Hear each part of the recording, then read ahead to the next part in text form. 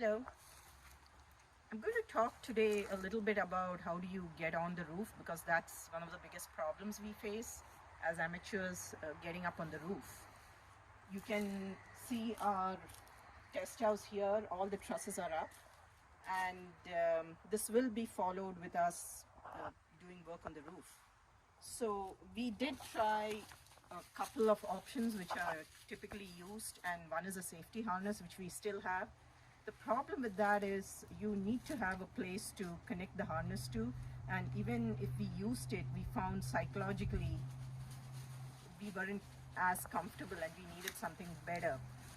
We then bought what is called a chicken or a hook ladder, which literally hooks over the apex. That's fine before the OSB boards are there, so the hook has things to hook to. But once the OSB boards are on, we realize that unless the pitch of the roof is much more steep than ours, the ladder is not really able to hook over, so it slides off, so it's actually more dangerous. So we have rigged up something here, we are calling it a ladder support. So we'll show this here if you want to walk this way. These are the trusses here. These are the trusses here. This is the support I'm talking about. It's a 2x6, and we have made it rest against these L brackets. So we put a bunch of 2x4s. These are these 2x4 pieces, if you can see my stick. And then we rested this 2x6 slab, and then the ladder can just rest up on here. Let me place a ladder. So this, we are going to use this ladder to climb up. Now, if you see,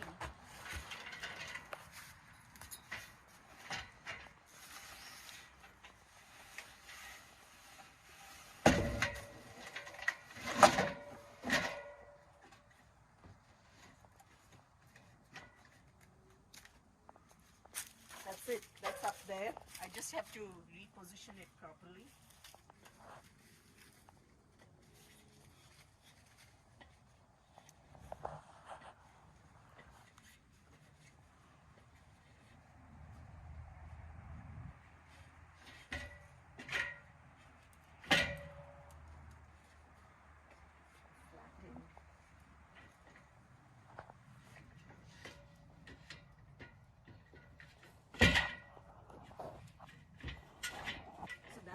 So that's stable there, and then I can just climb up here from here onto this, and we'll follow this up with me on the roof nailing these OSB boards on. You'll see that I'm moving very slowly and gingerly because it was a cold day. I was wearing this coat, and this is the first few times we are using. This looks like it's pretty safe. Now,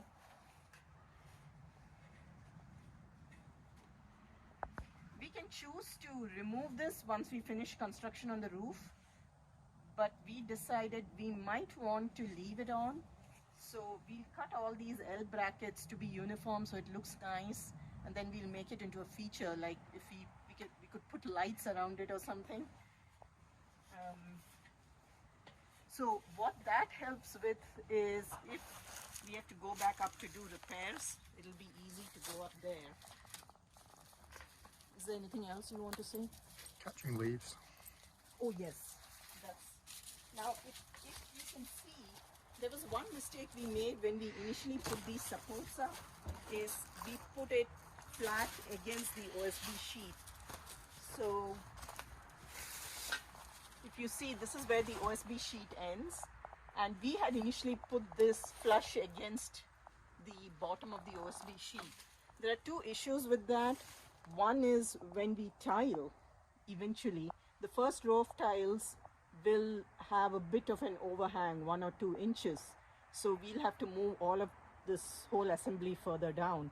And the second issue was that it's going to take some time before we actually finish the sheeting and tiling on top, which means we are, as you can see, we have covered most of the roof with a tarp. We have just opened parts of it to show this video.